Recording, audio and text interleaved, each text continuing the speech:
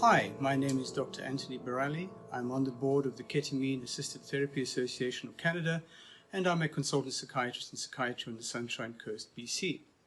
I've worked extensively in anesthesia and emergency medicine, both here in Canada and in South Africa before that. I developed one of the first hospital-based treatment programs for treatment-resistant depression using intravenous ketamine. I've treated over 36 patients and seen a direct benefit. With a response rate of 70%, there's a potential for transformative improvement in both mood and functioning. Beyond the obvious neuroplastic improvements in the brain, there is the critical dissociative experience which allows the patient to see themselves, their trauma and their past in a new, non-distorted way. Having used ketamine for years, I'm aware of its safety concerns. But in the right hands, with the right training, there is no major concern for this medication use. At Cato Canada, we look forward to having discussions with you as we move forward to developing recommendations for safe use and equal access to ketamine.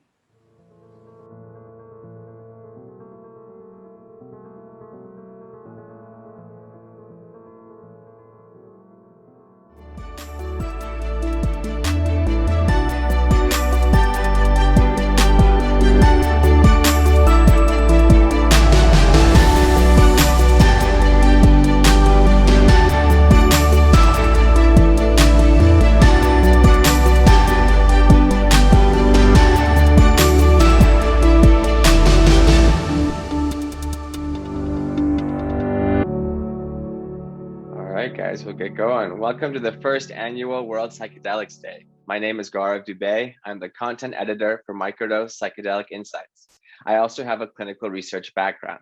I am pleased to be your host for the discussion today about psychedelic therapy. We are very excited for you to join us today for this panel as part of World Psychedelics Day.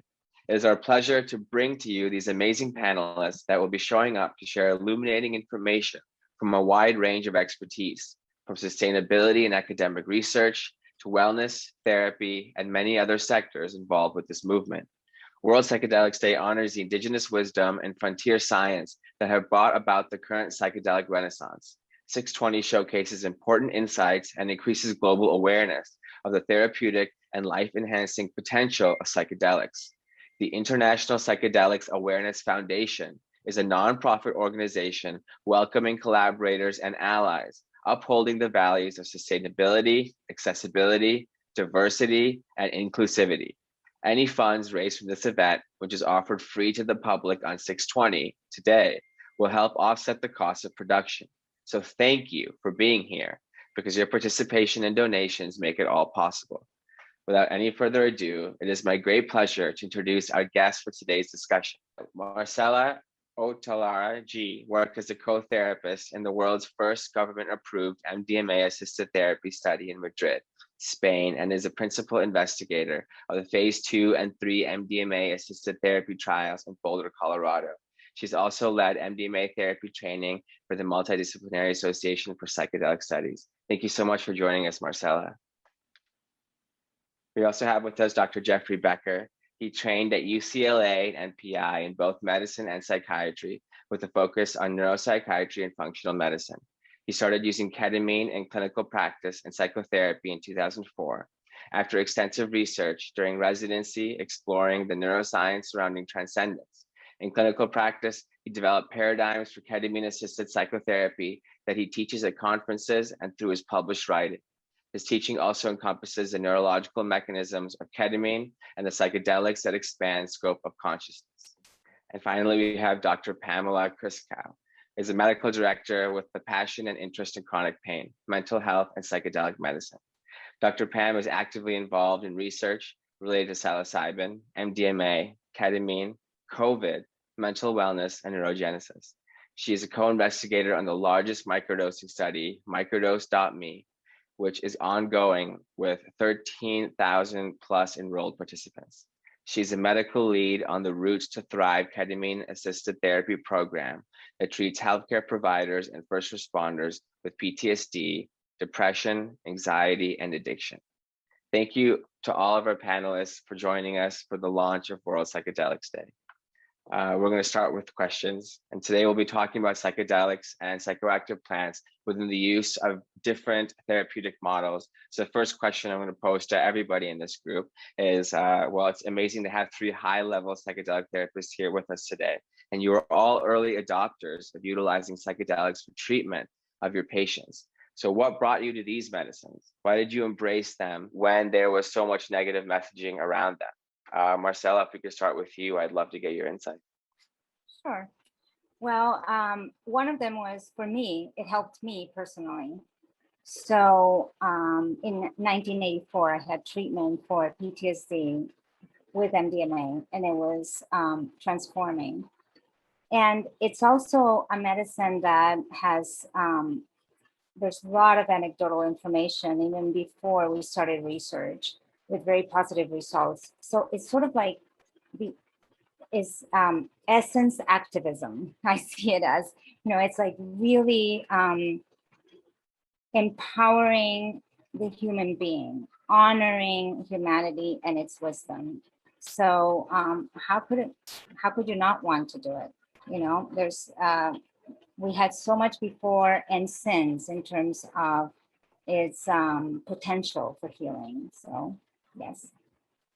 Yeah, that's really amazing. And the trials that you're working on right now, they're absolutely historic, and they're changing the landscape of psychedelic medicine for our entire species. So it's really an honor to have you here today. Dr. Becker, on to you. It's been a pleasure, to collaborate with you since getting started with microdose. And how did you make the leap to working with ketamine? Thank you, Gaurav. And it's a pleasure to be here with you too, Marcella and Pamela. For me, when I was in residency, I really, psychedelics changed my life in undergrad. They helped to kind of heal a kind of growing angst and nihilism that felt kind of neurologic to me. It felt that it wasn't just a belief system or something, that I needed to work through. It was actually felt neurologic at the time. I really was looking for answers in undergrad, and ended up studying, having a minor in religious studies and studying mysticism specifically, and became friends with Houston Smith, and was really I'm naturally kind of oriented that way to begin with, and as a child kind of had I think what I would call religious experiences as a child, and then they faded, and I was realizing that it would be very easy to forget them and very easy to not be able to hold on to what that meant. So psychedelics really brought that back in, kind of healed an aspect for me. When I was in residency, just seeing the suffering, the unbelievable suffering, I knew that these were important tools for human beings, but they were not anything that I could engage directly with patients. But ketamine was something I could. And having read a lot of Stanislav Grof's papers and descriptions of transcendent states with ketamine, and really diving down into the NMDA receptor research that was emerging at the time. We didn't know that was back in like 96. So we didn't know that much actually about the NMDA receptor. There was enough, but not so much. We know a ton more now, of course. And I realized that this is going to be a big wave in terms of neuroscience, and dived into it, really looking at schizophrenia, how it's involved in that, and then really realized that ketamine could be a particularly helpful treatment for human beings to relax the tone, the inhibitory tone that kind of constricts consciousness. So did a lot of background work, spoke with a lot of anesthesiologists, and ended up deciding to try using it, and worked through the kinks over, well, it's been about 15 years now, and worked through the kinks on the medical side, but also, just the delivery nuts and bolts, but have come to really feel like it's an amazing tool. There's some limits to what it offers, and I think the psychedelics offer a different level of power, a different type of power for healing, and that's why it's a lot of fun. as we're going forward with all this.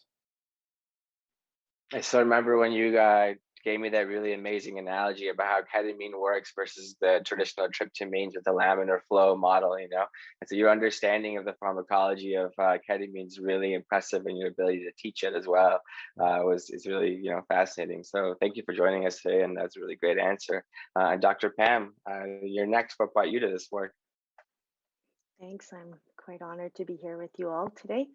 Um, it's a great, yeah, the question is interesting. Very early on, actually, psychedelics found me, and they were just part of my personal life from a very early age, coming upward into adulthood.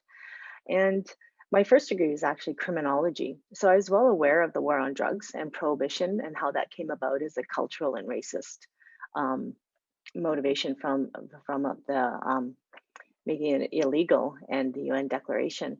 So I was aware of that early on. And then I proceeded from my criminology degree into being a city firefighter and went through that and then ended up going into medicine. And there was this sort of, I had been following as in medicine what was going on at Johns Hopkins and NYU, and I'm finding it quite interesting, but you know, just finding it interesting. And then I kind of had an epiphany at some point that, you know, on the personal side, that I had felt so healthy and well coming through my life, even as a firefighter, when I thought of what I had experienced. And even, you know, some of the PTSD you get as being a medical student and a resident, you know, it's not an easy experience, it can be very demoralizing. But I had this epiphany at some point that what I was feeling in my personal life and this ability to integrate and stay well should be brought into medicine. And I don't know why there was a disconnect for me, but suddenly there was an epiphany that, of course, this is medicine. And that's where I really dove into it and you know, looked at what was possible at that time. I had worked with ketamine right from the very beginning in medicine, in the ER for pain, but had never realized that it had these psychedelic-like qualities. And so I just dove in. As soon as I had that epiphany, dove in, got training, talked to anyone who had talked to me, read everything I could read, and then realized that it was a really great beginning. And of course, there's more and more studies going on with other psychedelic medicines. And then just, you know, like with my chronic pain patients, realizing that 50% of their pain is existential distress. And there's no amount of treatment that's going to do that if we do not get to people's mental wellness. And really wanting to integrate that, and then stumbled into a group model of the Roots to Thrive program, and realizing again this kind of return to community, return to love, return to caring for each other, and how ketamine could be an instrument or a tool for that. So it was an interesting journey, and I think it's going to be many more decades of an interesting journey. Oh yeah, that's a really, really insightful answer, and you brought up some really interesting points, and it kind of leads me to another question. Do you think there needs to be systemic change in the way, I guess, you know, particularly institutionally in medical school, in the way psychedelics are viewed, and to be portrayed more as medicine instead of drugs of abuse, after, you know, so many years as being classified in the same category as other Schedule I substances? You know, does that need to happen? What's the most effective way we can do that so the next generation of therapists, clinicians, and caregivers can approach, you know, these tools differently? Whoever would like to field that first, maybe Dr. Becker. Well, yes, in a word, absolutely. When I was in residency, I was pretty forthcoming about my background and my interest in all of these and molecules, and I kind of thought everybody else would be too. You know, we're all here studying the mind and studying, you know, behavior and feelings and emotions, and, you know, at some level, spirit. And it was surprising, actually, just how little interest there was. And when I proposed that actually these were tools not just for healing, but to explore consciousness per se, people were like, "What are you talking about?" And I explained to everybody in the room that, you know, these drugs hit certain receptors, and if you take a drug that hits a certain specific receptor and you experience a certain change in your consciousness, it gives you information about how these drugs work and what you're trying to do with the human that you are specifically putting these molecules into their brain, you know, with your script pad. So to me, it seemed kind of obvious, but it was not in vogue at all at the time. I mean, it was kind of, I even had a few people be like, hey man, you got to be a little bit more quiet about this stuff. But um, I don't do well at that. So anyway, I ended up just kind of being vocal about it. I think that mostly everything was moving that direction. Even in my training, it was already starting to shift enough. And actually, there were nice moments when some of the old elders, attending physicians would sidle up and say, hey, let's talk about this. This is, this, a lot of them actually worked in the 70s or trained in the 70s and things like that. So I think there was finally the beginnings of enough safety that it started to be okay. The 80s were enough behind us, getting enough behind us. So, but I very much hope that this is going to change things, and the residents in training, in any field, actually, any therapist, anybody delivering care, hopefully will feel safe enough to dive in and become interested in these at the simplest level of just, amplifiers of consciousness. That's a really great answer. I like amplifiers of consciousness. That's a really interesting phrasing. Marcella, maybe you'd like to go next. Turning it from a drug to a medicine, I think that is one of the things that we're working on, right? That once we finish our phase 3 studies and we can apply to the FDA for MDMA to become a medicine to treat PTSD and other conditions. And so I've seen it go from very much, every article that happened at the very beginning, maybe 25 years ago, anything from that time until very recently, a few years ago, they would always put ecstasy, and they still do that in some contexts, but not so much anymore, because they wanted to know what we were talking about. We're talking about ecstasy and we're talking about Molly.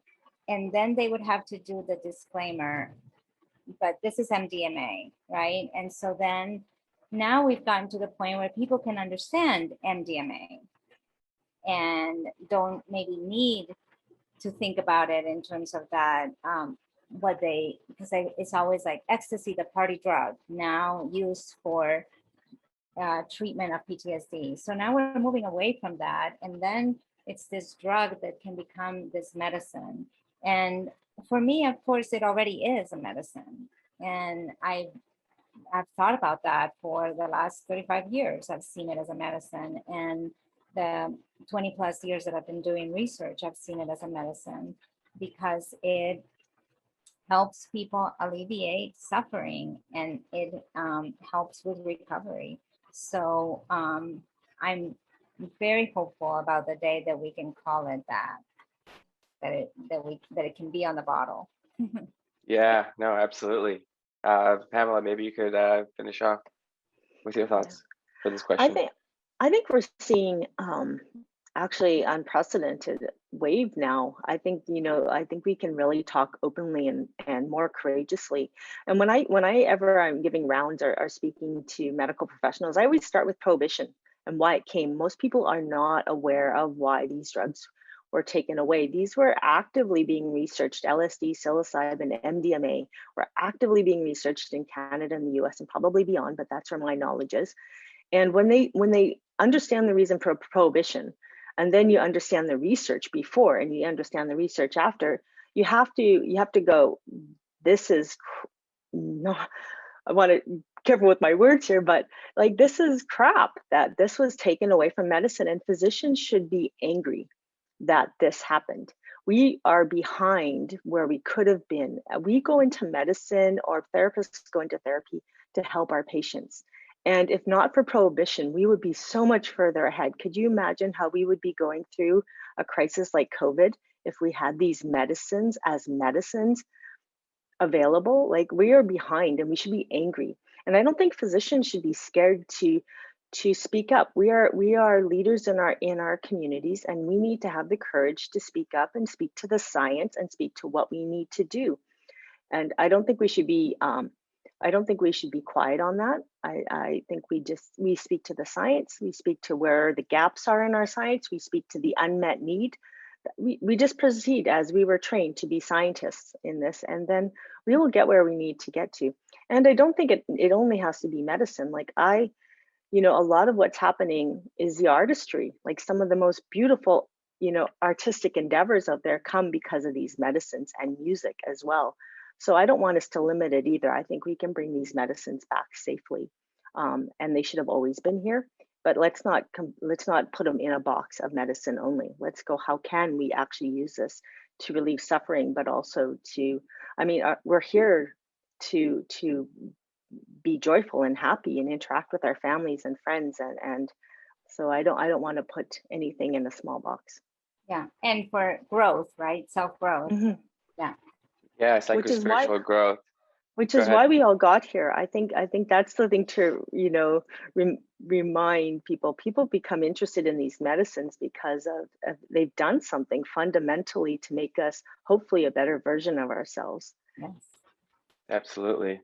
Yeah, no, and so talking about for what's taking place today and the Renaissance is unfolding and the kind of care that is being provided in North America, a lot of it's ketamine based right now. I know in the Netherlands, some places are utilizing psilocybin already.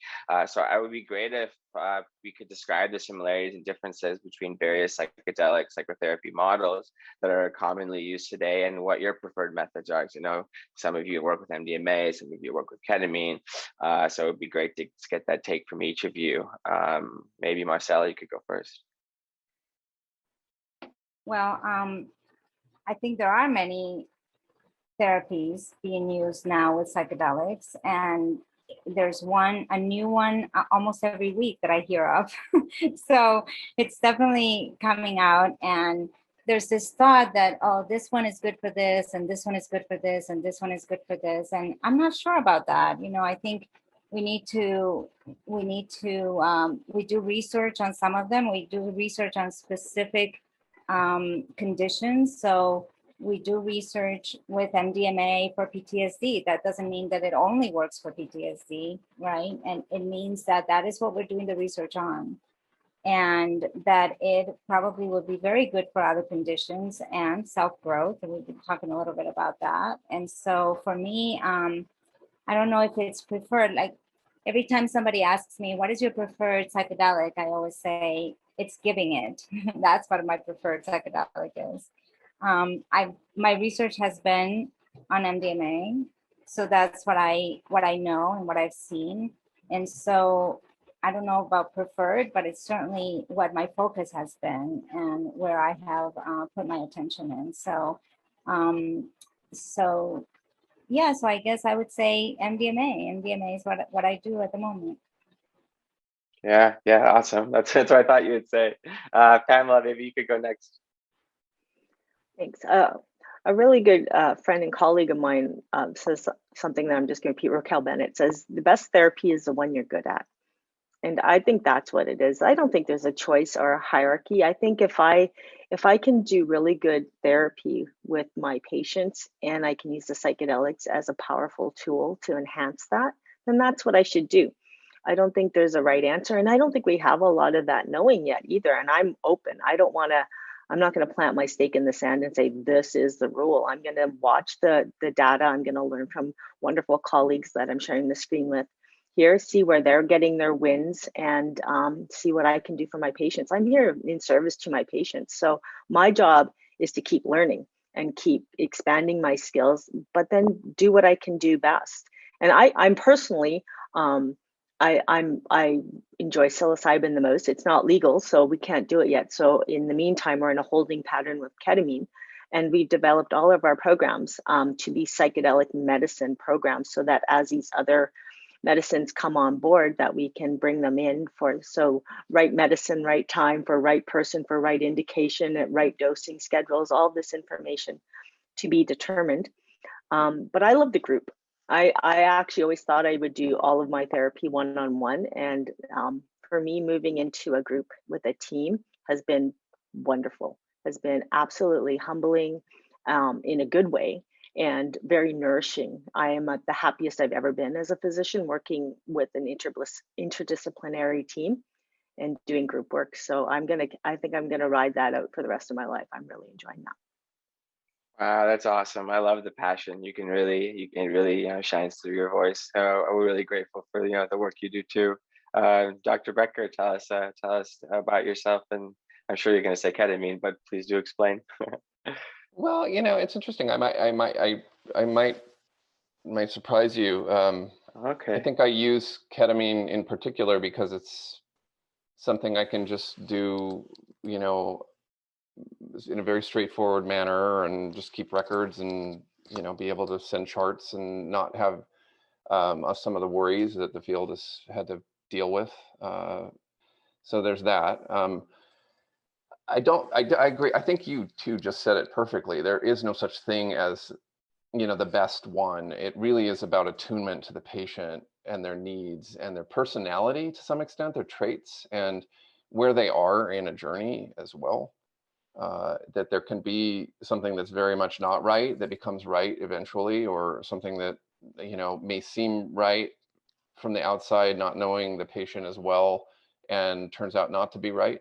I will use just a very quick example of being a functionalist. I actually do a lot of kind of like putting people's brains back together after head injuries, just sometimes just really bad psychiatry as well. That's just, disturbing, how early and how many meds some people get on that don't have disorders that really, in my opinion, warrant the level of polypharmacology that's going on out there a lot of times.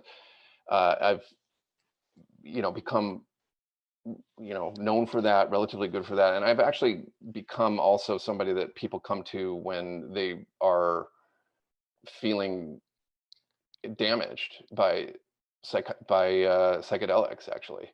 I think people are often not ready. They don't know exactly, they don't know how strong these things are. They don't know how much unbelievable material is going to become flooding into their consciousness that they've been defended against. And without any support, this is why the supportive model is so important in this field, very specifically, extremely important.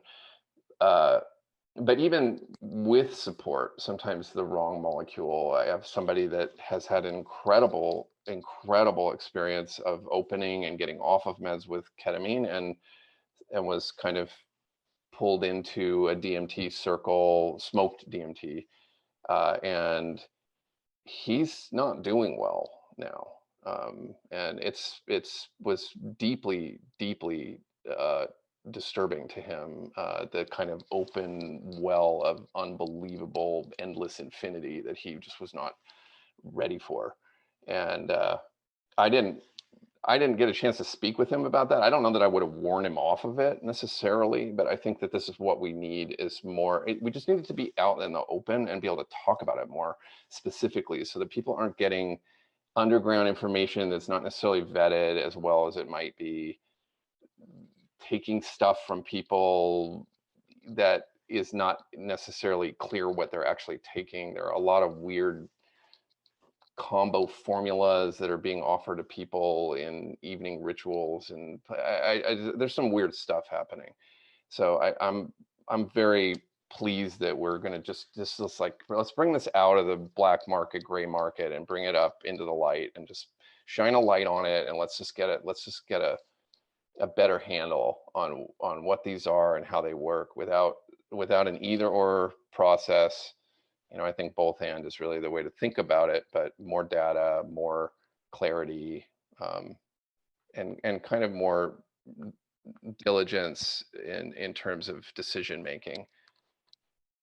It's how we can Yeah. keep our clients and our patients safe, really, by being able to bring it up and be able to prepare them. I think you speak to something that is so common. I get a lot of referrals from people who have had what they call bad psychedelic trips. And it's really not that it's been bad. It's just that they weren't ready for it. The container wasn't there for them. and it turns into something that can be harmful, right? And these are the things that we need to be talking about too, that it's like psychedelics is not, let's treat them the way that they need to be treated and giving them the space that they need so that people can be well informed before they do them. Yeah, I mean, and to speak to that, I would say, I mean, I don't want to maybe misspeak or imply that, a bad trip is to be avoided or that it's somehow, specifically it was the wrong drug or anything like that. I don't mean that at all. What I'm talking about is again, that container. I mean, the bad trip actually can be some of the most important material that you actually deal with. Right, in the right setting. I Yes, think absolutely. then it doesn't become a bad trip, right? Yeah. That becomes a challenging experience, maybe, and that you can grow from. But I think the people that really have a bad trip, that's what it's about, is not being in the safe place, not being in the not having the preparation that they need, and then it turns into something harmful. Yeah, Right. absolutely. And I'm glad that you bring that up. And maybe I'll jump to you, Dr. Pamela, because set and setting is a really big part of the conversation right now. So, obviously, how important is that? It's very important. How can we establish that? And what is your advice to people that are trying to journey on their own? How can they create a safe set and setting for themselves? And then after that, I think it'd be really interesting to talk about some of the healings that you guys have witnessed throughout your practice. I think that'd be really interesting. But let's talk about set and setting first. Maybe Pamela, you could go first.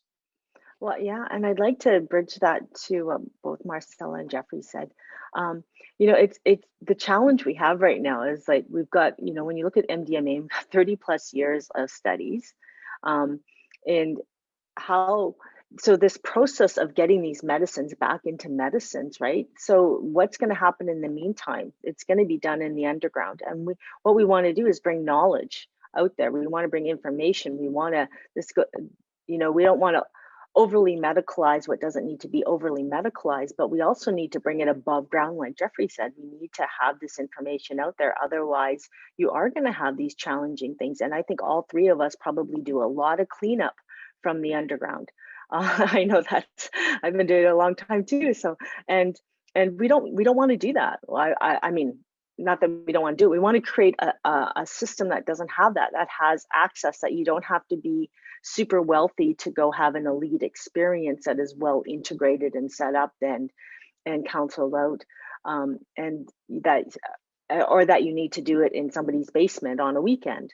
I personally, I don't know the answer. I don't have the answer, but we need to talk about it honestly. Is how do we make this affordable, accessible, and also accelerate the information we need so that we can do it safely and well.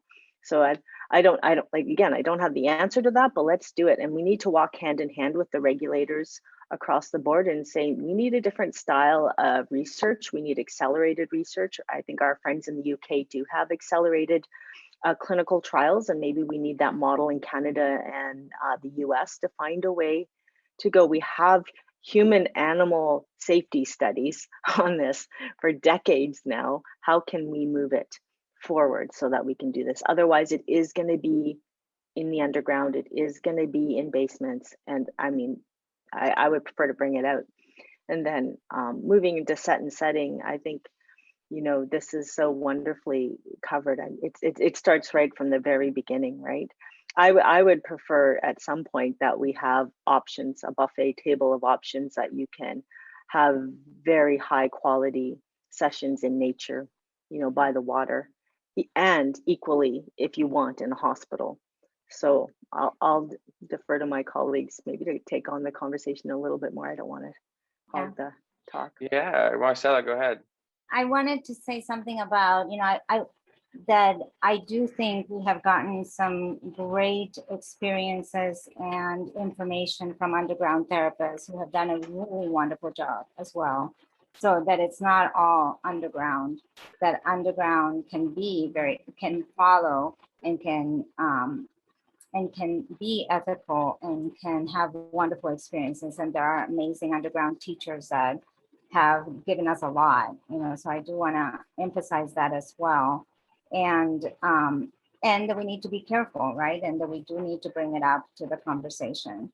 In terms of set and setting, I think we're the holders. We are the space holders, the safe holders for somebody to do a session. So for us, one of the things that we do kind of like as a ritual when somebody starts our session is to say to them, we are here for you for the next 8 hours. We're here for you, and we're in this room. And so how do we make this room a sacred space? And you don't need it to be in any particular way. The first study that I was a part of in Spain, one of the requirements that the government said was, well, you can do it, but it needs to be in a hospital.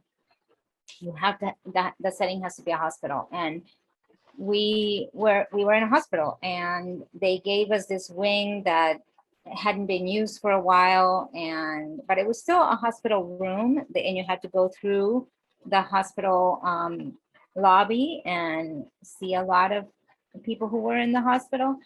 And we thought about it. It was like, wow, like, is this going to be okay? And we realized that we made this room a sacred space. We painted the walls, we brought in pillows and curtains and plants, and we had a comfortable bed, and we just made it into this safe container that it was okay for them to walk with them through the hospital and arrive at this place that could be our sanctuary. And so it can happen in any setting. It's just the intention that we're bringing to it, that this is a space where we're going to keep you as safe as possible, and where we're going to be with you, taking care of you during this amount of time. Yeah, it's a beautiful answer, and I know you have, such incredible firsthand experience working with, with the patients in the MAPS trials, and so that's really fascinating insight, because it is important to create that set and setting. And Dr. Pamela and Dr. Becker, it'd be great for you guys to share some insight too, and also talking about what integration looks like. We could talk about that afterwards, but maybe Dr. Becker, you could answer the question. I want to applaud you, Marcella. I mean, to actually to be brave enough to go into that space and transform that space into what's needed, and to really honor the spirit in what is often a kind of a non-spiritual, at least the physicality of it. It's not necessarily what's attended to when these spaces are designed for health. It's a big deal. It's very brave, and you all have really moved the needle on this substantially. It's very brave work, and I don't know that you all are given enough for, not respect, but just whatever it is, kudos, applause. I think that the set and setting is, there's enough on this. Anybody can find very high quality guides, flight instructions, or there's a lot of ways to think about it. I think separate from the clinical, supervised setting, I think there's a lot of psychedelics being done out there, and I think with a lot of intention, and it's very much worth attending to those issues. And I think the set is especially important because if you are going into this, a lot of times people, sometimes people's first psychedelic experience is when they're drunk, or when they've, had a weekend of partying, and then they decide to let's do some mushrooms on Sunday in the morning. And, they're not necessarily, it's the mind, it's nice when the mind is clean, and you're not kind of toxic from in recovery. So there's that. There's also, I think, really nice to have kind of social, speak ahead of time with your group. We used to have a rule, and it was very simple, and it was very powerful. And it was that anybody could walk away from any situation at any time, no questions asked, for any reason, no worries. We all understand that when it gets into the deepness of the psychedelics experience, it can be very difficult to talk. Even words are just often not, they're just insufficient. And it can be very difficult to even understand what somebody's saying or try to grasp it. And then it can activate shame, because you want to be acknowledging what the person is saying to you, and yet you're in the space yourself. And that's why the sitter, idea is so important. I mean, when two people are tripping, it can be very easy to miss each other not understand where each other's at, and then it can activate shame cycles. And that's exactly the wrong thing to activate in that circumstance. You don't need to feel obligated to validate another person in that circumstance. And so we had that set of rules. I've spread that around, and I can't tell you how many times people have told me that that was a key component, having laid that out ahead of time with the group, that people actually had to use that in the moment, and it was like, it created a laugh. It was like, oh, there it is, it happened. And instead of it being like a moment of shame or, oh, are they okay, it brought it up to a meta level, and it was, everybody's able to just kind of enjoy it actually, and have a laugh over it. So little things like that matter a lot. I guess it's just a small example. You could spend hours talking about, the guidance on this, but there's a lot out there. Yeah, those are really important points. Dr. Pamela. Yeah, I agree with everything they've said. And setting is everything, right? It's all, but it starts way at the beginning. Like, we do group work, and we don't do our psychedelic session until the 4th and 5th weeks. And at that point, we've already built community, we've built agreements, we've educated, we've answered all the questions, we've helped them prepare for after, making sure they have time to contemplate, journal, think, nest, whatever works for them. Provide a lot of options. We help them build their integrations, their pillars of strength. We try to get the anxiety out of the way. We do, all of our groups are in group sessions, and so everybody's worried about, oh my God, what if I freak out in a group session? So we really nourish all that and deal with that and prepare people, and then we're with them after. They know we're going to be with them. They know we have the container. We're not. Everything is explained. Every eventuality that we think could possibly happen is there. And then we hold them outward forever, as long as they need. Like, Greg, we don't end. It's not a weekend and then they go. We keep going. So our program's unique in that way. And in fact, we move them into an alumni group where they can continue to come back to community. And the community is the healing piece. The psychedelic is just a tool that we get to use in it. And then we hold that and hold that and hold that. And it's an ongoing journey. So it's not like, oh, you come get your psychedelic and then you're better. We recognize, and that's the other big thing, right? Like, it's not the be all end all. For some people, sure, they have a psychedelic experience and everything changes for them. For most people, it doesn't. And that needs to be handled too. So we really hold that and say, okay, now you're going to learn something. Now you got to integrate it and make it fundamentally who you are. And I'm really one of those people that does not advocate for kind of the medicine chasing that a lot of people are doing, like LSD one week and psilocybin the next week and MDMA the next week. And I think you really have to sit with what you learned and integrate it and then become it. And, so it's all of that. Like, it's a big thing. And that's what I want to go back to something Marcella said earlier. I honor the underground. They've held this for a long time. I don't want, my words earlier were if I had all offended anyone. I don't want to offend anyone who's been doing amazing work in the underground. But, and those who do really good work understand this, right? But you can't just take a weekend course and then now you're a ayahuasquera. Like, this is serious, wonderful work that needs to be taken seriously and with great humility, because I have a lifelong to learn yet in what I'm doing with my patients. Thank you so much for saying the process that you follow, because that is so important, the preparation and the being able to hold somebody and the knowing that the psychedelic experience itself is just that, and all the insights that happen from that need to be integrated. And what are they doing with that? So following somebody, preparing them the best that you could possibly prepare them is so important before they go into that experience. And we try in our study to answer all the questions that we can possibly answer, even though there's going to be unknowns. There are all these ways that we can prepare. And many of them will say, oh, I realized that my session actually started a week ago when I started preparing, even though we had already prepared for months. like when I started doing like maybe a diet and I started eating differently in preparation for it, I started having dreams. And that was like, I feel like my session started then, the psychedelic session itself.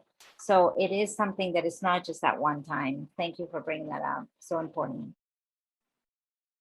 Yeah, no, I agree with that. And Dr. Pamela, you brought up integration, and I think that's really important, and it ties into the point I wanted to also ask about the transformations that you've seen, in your patients and the subjects that you work with in the trials. So what does integration look like? What does a successful integration look like? And then we can go into, some of the really amazing stories I'm sure you guys have from, what you've witnessed psychedelic medicine being able to do.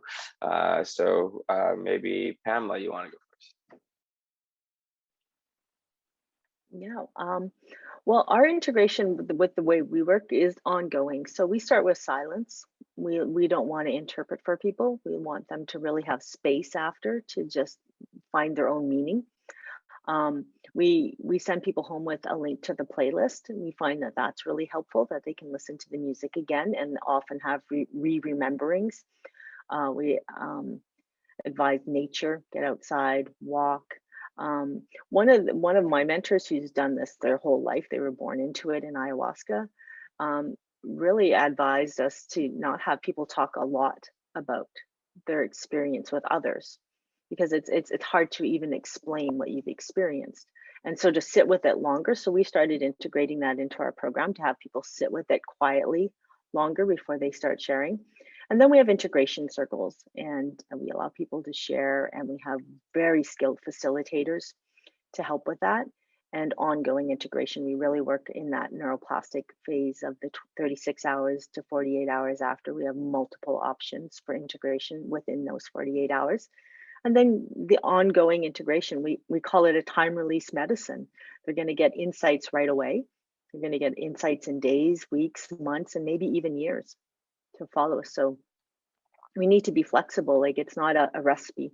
We don't follow a recipe. We just want to have a lot of options so that each N of one study a person going through can really fully actualize what they need. And for success stories, we're actually researching our model quite strongly, and we'll be publishing on it.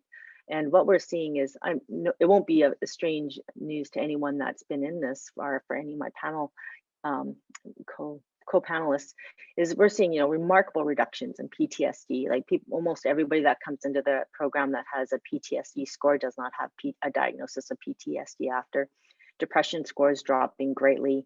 We see anxiety drop. We don't see it go away completely. We see OCD change quite a bit, and resiliency, like truly the resiliency to continue in life. And we work with primarily people that are healthcare responders, and so they've been holding a lot for a long time, and then they break. So then they break, and it's a privilege. It's really a privilege to be able to work with them and see those transformations. Yeah, no, I bet it is. That's really moving. Thank you for sharing that. I'm sure you have some pretty amazing stories too. Marcella, maybe you could talk a little bit about what integration looks like, and maybe share one or two of those stories about these transformations that you witnessed. Yes, integration is one of the most important pieces of this work, because if not for integration, you might have a wonderful experience, and it's just a wonderful experience that you had.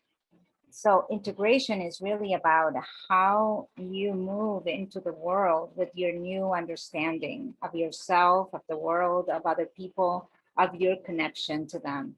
So this was what I discovered in my session, and how do I apply that? How does that fit into my relationships and what I do with my life? And especially, I think with my relationship, it starts with a relationship to self. I think many of our participants come in with this feeling of being broken, needing to get rid of a part of themselves, and not being okay, right? And so then it's more around that integration is about really the knowledge that every part of yourself is okay, and that we are not just our trauma, and that there's so much more to be explored. So when I think about healing moments that I've seen people have, it's they're really are about seeing that somebody can connect to their essence, that they're not marginalizing parts of themselves, that they know that they can actually coexist with their traumatic experiences, that they don't have to get rid of them, they don't have to change that they don't have to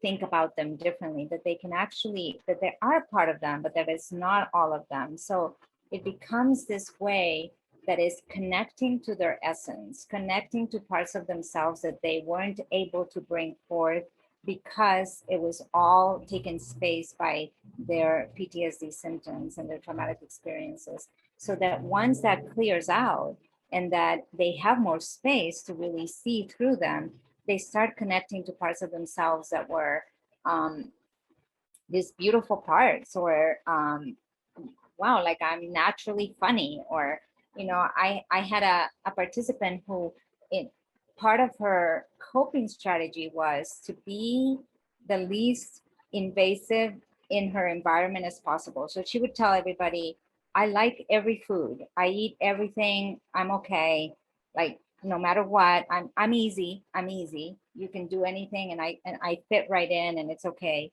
And after her treatment, she said, I have food preferences. There's things that I want to eat and things that I don't. And how amazing to be able to occupy that space in the world, right? To occupy your own space. I've seen people come in here, occupy even just the physical space in a couch in the very corner, as making yourself as small as you can possibly make yourself.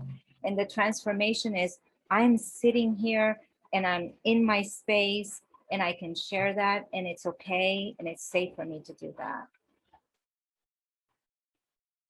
Yeah, wow, that's really great. I really like that you shared that story. Thank you, Marcella. Dr. Becker, what does integration look like to you? And I'd love if you could share a story about a transformation you witnessed, Well, I love what you just expressed, because it's just a delight to watch people discover who they are, and often discover that they forgot who they are. There's this reintroduction a lot of times to people, to themselves, and self and ego. We use all these words, but I mean, at some basic level, people discover, oh wow, this is who I am, and actually it's kind of delightful, and then there's this spark of their individuality that they feel like they can express, and I think that's the essence of integration. Everything flows from that, really, at some level. I mean, I think you can imagine if you just fold that out into different aspects of a given person's life, of your life, you can see how that would lead to a more authentic way of living, and attunement of who you are to what your circumstances are and what your choices are and all of that. So I mean, I think that's what we mean by integration. Integration, I think, is support. It's attunement of the therapist to the patient in these key moments that are very easy to forget, especially with ketamine. Actually, I think with the psychedelics, the patient will remember what the key moments are mostly. They might need help handling them, but they don't necessarily forget what they were. Whereas ketamine is more ethereal. It's more mysterious. It's more moon-like, and so it needs a little bit. I think that's one of the things that I particularly attend to, is trying to pull the symbolism out of the session as in real time, if possible. I use hybrid dosing, so people kind of go in and then they get another shot, and they go in and they go in three experiences in a 50-minute kind of window, 60-minute window. And in those moments when we're interacting, as we're going to go and do the next shot and I'm checking in, a lot of times I'll pull some of the imagery, they will offer the imagery, and I'm taking notes. And then in the half hour, depending on the treatment, where we're kind of you know, they're getting their sea legs back to get, you know, get out and out in the world again. And but we're also talking about what happened and what the symbolism was. We capture that, and that becomes material later. And over and over again, I can't tell you how many times in 15 years, people will say, "Oh my gosh, I forgot about that. Oh my gosh, you know, oh yeah, that's right. That's amazing." And then it comes back. So you help them to recapture the importance of these moments. And I think that specifically, what again, I spend a fair amount of time teaching is that the actual architecture of the subconscious is symbolism. And so when you're playing in that realm, that's the currency. And so when you come back out and you come back into this more contained or constricted scope of consciousness, you know, the symbol often becomes a sign. Like words are signs, right? And you know, the Magritte painting, you know, this is not a pipe, and it's a painting of a pipe. And you know, what's he getting at, right? Is that what is pipeness like, right? It's what is that essence, right? The word doesn't capture it, the image doesn't capture it, neither of them are a pipe. So that's what we're getting at when we're talking about what a symbol is versus a sign. And ketamine spaces-based symbols, when we're in our everyday consciousness, we kind of reduce down into more signs that point towards symbols but are not the symbol themselves. So to bring that in, bring those things in, keep connecting to the symbol, I think it has enormous power in transforming lives. I think it's Jung's main lesson that he wanted to explain to us about the intuitive function that comes on at the kind of, you know, if you really continue to develop as an adult, the intuitive function comes online and symbol becomes available to you in your everyday life to kind of infuse your life with meaning, direction, energy. You know, it's like kind of the source waters of meaning and purpose. So, yeah. Absolutely, that was really incredible. Thank you so much, Dr. Becker. Wait, we finished that question. I apologize. The next question, and we're coming towards an end here. We've heard a lot of horror stories about abuse of power, you know, in this realm of psychedelic and plant medicine ceremonies. So for those looking for a therapist who works with psychedelics or wanting to become one themselves, you know, where can they find those resources? And also, what does it take to be a great psychedelic therapist? These are kind of maybe two different questions, you know, but resources for people looking for psychedelic therapy, and then qualities of a good psychedelic therapist. You know, maybe if you wanted to just name a couple. Dr. Pamela, why don't you go first? Oh, I'm very careful when I don't want to make any suggestions on where people should get their therapy. I mean, I think people have to be very careful. You want to work with somebody who's very skilled and has a good reputation, and maybe through referral. And that's challenging right now, right? Because basically any of the psychedelics are only available through clinical trials other than ketamine. And with ketamine, you really want to work with someone like Dr. Becker, who really knows what he's doing, right? So that's challenging. So I will hold off on making any recommendations there, other than you should do very good research. I think with regards to training, I think what we're seeing right now is every academic institution will be adding in psychedelic medicine therapy training. There's already some training that's happening, like with CIIS and MAPS is training a lot of therapists. But I think just like we see psychology, just like we see psychiatry at every medical school, we're going to start seeing these programs, and they're popping up all over. I mean, in British Columbia, where I am, there's one launching next year. There's at least 4 other universities in Canada that have psychedelic medicine programs. And there's many in the US have psychedelic medicine. And I think that's what is just going to become a credentialed program that you add on maybe as a postgraduate, or maybe you start as a right at the very beginning. I'm not sure. But I think we're going to see that. And in the meantime, there's a lot of very skilled people offering programs, but again, they're not really accredited. So you want to be careful. And what does it take? Humility. I think it takes a lot of humbleness to know that we're constant students of this. And I think that's the biggest thing. If you're working with somebody who's arrogant or calls themselves, gives themselves titles, you might want to, like, I mean, shaman or healer, I would run run for the hills from those. But I think humility and a good fit. You really should. You need to do some good. Make sure that who you're working with is truly there in service of your improvement. You might want to clarify that you're not discrediting tradition and indigenous cultures. Sure. Well, I think when it comes to shamans is that that's a very specific part of Siberia, right? I think what we're seeing, in North America is people self-appoint themselves. They give them a self-appointing that I am a shaman, and that is a lineage of training. And if you're an ayahuasquera or an ayahuasquero, you that's a lineage of training, right? So I think that is where I would want people to be very careful, that if people are, and it goes to the hubris of people thinking, maybe they've had a very good psychedelic experience and now they're going to heal the world and call themselves a healer. I think that these are things you obtain by training and apprenticeship or learning, and it's not something you self-appoint yourself to. Absolutely. Thank you for clarifying that. Marcella, I would love to hear your answers to these questions.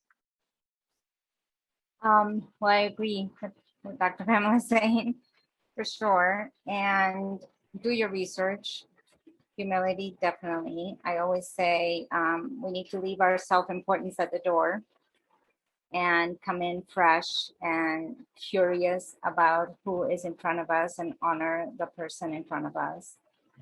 And for me, I would say, if I had to say one thing, is do your own work. In order to be a good psychedelic therapist, there's a lot of things that are going to happen in the room, and you want to be able to hold that container.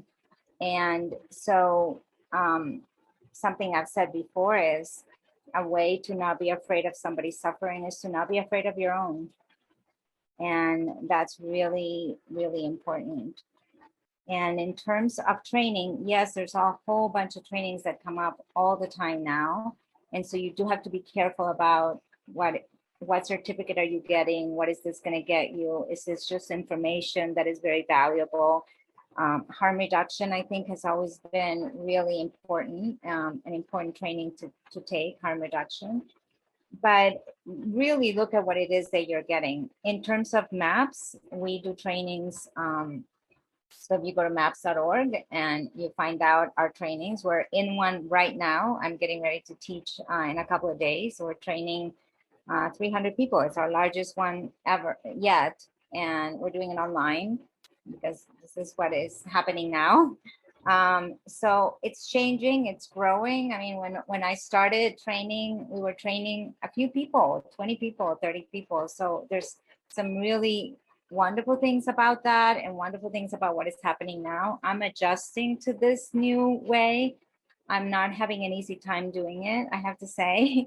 I like the being able to do small, and I understand the need for something bigger and training more people as we head into hopefully approval. So for MDMA assisted therapy, MAPS, those are the trainings that we're doing at the moment. Beautiful. And Dr. Becker, lastly with you. I think that was all well said. I think it's really just right now it's a bit Wild West as far as just everybody jumping in, but I think that we're getting a little clearer about where the quality is, and there are high quality programs out there that exist. So you can find them and you can join in. And the idea for both, really honestly, both the patient and the therapist and the doctor, whoever's involved in the care, there was this old concept of avoid the guru trip, and that's what Pamela and Marcel were getting at about taking a humble attitude. If the person you're thinking about working with is somehow constellating what's happening and what is going to happen, as that the healing occurs kind of through them in some kind of way, then you need to be very careful. It's a very easy thing to fall into. because these are such powerful tools. If a person is not, not necessarily as mature as they might be, the experience of helping people at the level that these can help people can be intoxicating. And sometimes people definitely don't know how to handle that, and they can inflate. And that's quite dangerous, really. Honestly, I think it's one of the darker aspects of the whole field that's we all get and we talk about it, but it's possibly not appreciated from the outside as being as important as it is. So I would encourage everybody just always just keep that in mind, know what it is, know what the red flags are in both, somebody you're working with, or if you are experiencing it in yourself, get some supervision. I Yeah, just want to add, absolutely. Go can I ahead. just add one little thing? I didn't mean, I just realized that when I said like a good therapist like Dr. Becker, I also mean Marcella too. I just meant that like ketamine, you can actually go to your MD and set up therapy, but with MDMA, you need like the skilled therapists that are going through the MAPS training. So I just wanted to clarify that I wasn't excluding people that are in clinical trials as skilled therapists, but sorry if I Yeah. offended anyone, I didn't mean to. No, I didn't take it that way at all. Guys, we're here at the end here. I have one more question, which I think it would be a great way to wrap up this really engaging discussion. I'm really grateful to have shared it with all of you. What are your hopes for the future of psychedelic therapy, and what is the best case scenario? Marcella, let's start with you, and we'll just go clockwise, then to Pamela, and then Dr. Becker. Go ahead, Marcella. Well, I want to have my clinic. That's one of the things personally I want, that I've been working towards for a long time. So hopefully after research, that's what I want. But for me, it's really that clinical sites match the demographics of their community, that really we have access for everybody who needs it, that the underserved have access to these medicines, that this doesn't become just if you can pay an astronomical amount of money, that it is our duty and our responsibility to make that happen. So for me, that would be it, that the underserved communities can have access to these medicines that can help heal them. Beautiful. Thank you so much, Dr. Pamela. Yeah, yes to everything Marcella said, and full legalization. That's what we're gunning for. And also boring. I just want to make these boring, that these are just another tool that we have to use in our evolution of healing ourselves and increasing, our artistry and our enjoyment of life. I think the boringer we can make them, the better, not the journey itself, but that they don't have to be what they are, just as if we had never had prohibition. That's what I would like. Okay, and Dr. Becker? I would definitely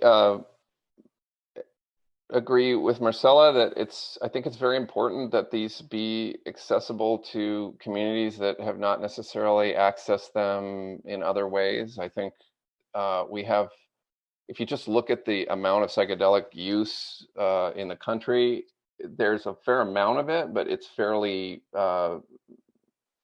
it's fairly segmented in terms of community. And I think that there's a lot of healing that can happen for the country as an integrated, melting pot of culture, that this has a lot of potential to help with, accelerate us and push us forward in that.